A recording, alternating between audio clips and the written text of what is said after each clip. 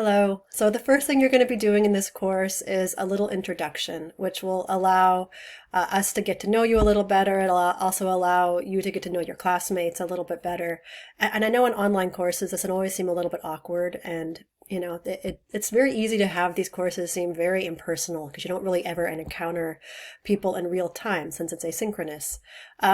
So that's why these introductions are so important. It's a way of personalizing you so I can get to know who you are, your classmates can get to know who you are. And for that reason, responding to the introductions is also really important. It's a way for other students in the class to get some feedback and, hear that you saw their post and read their post. So it's not just sort of floating in the void somewhere.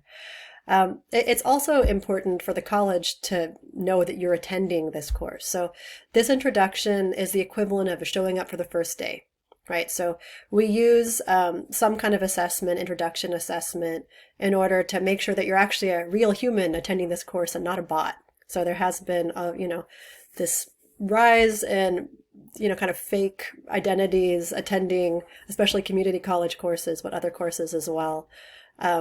So this is a way of making sure that you're actually a person taking the class who intends to take the class.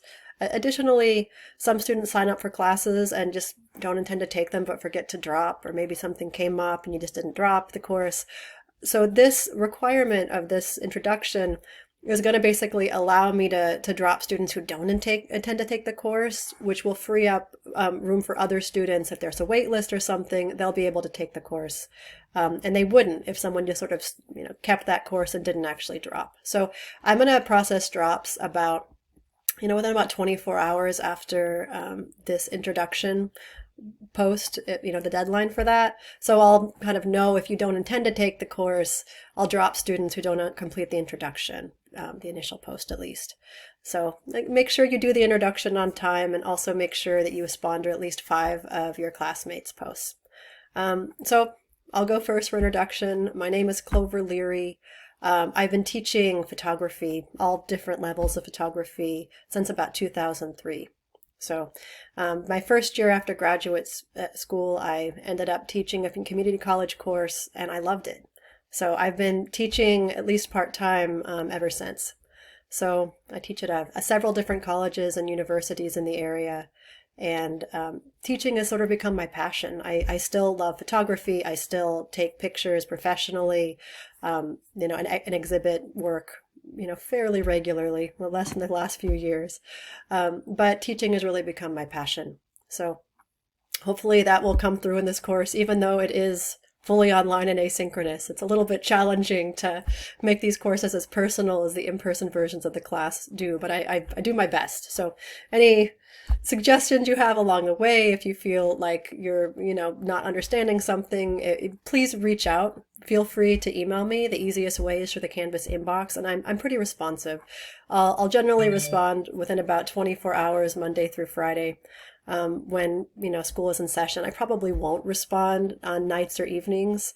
I have, young children, and nights and weekends are really for them. I'll respond to emails and check this account occasionally, but I don't all the time. So usually it's business hours that I have childcare and thus have the ability to, respond and schedule Zoom calls, etc. So I've been teaching since 2003. The year after I finished graduate school, I went to graduate school at CalArts, attended, their program for photography and media. It was a great experience. Went to undergrad at San Francisco State University a few years before. So I've, maintained a pretty active, career as a working photographer, artist, since that time. But again, the last few years, since I have little kids, I've taken a little bit of a break from exhibiting and showing, and mostly I've been focusing on my downtime. They own that time. So we're doing that. I also have a real passion for working with students, especially students who come from foster care as a background. We adopted 2 little kids out of foster care, and also fostered teenagers. So I've really had a first-hand knowledge and understanding of some of the struggles that especially young people go through, when working through the foster care system. So I spend some of my downtime, volunteering with, homeless teenagers.